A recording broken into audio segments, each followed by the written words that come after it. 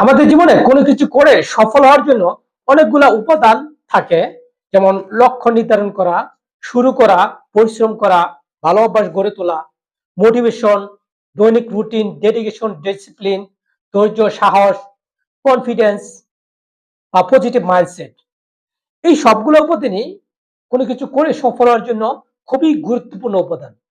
কিন্তু সবচেয়ে বেশি যে উপাদানটা গুরুত্বপূর্ণ এবং সবচেয়ে বেশি সহায়ক সেটা হলো কনসিস্টেন্সি বা কাজের ধারাবাহিকতা। যদি আমাদের কাজের ধারাবাহিকতা না থাকে তাহলে কোনো উপাদানই পুরোপুরিভাবে কাজ করবে না। অনেক প্রতিভা, বুদ্ধিমত্তা বা ভাগ্য থাকা সত্ত্বেও কোনো কিছু করে সফল হতে পারে না, কারণ এই ধারাবাহিকতা না থাকার ফলে।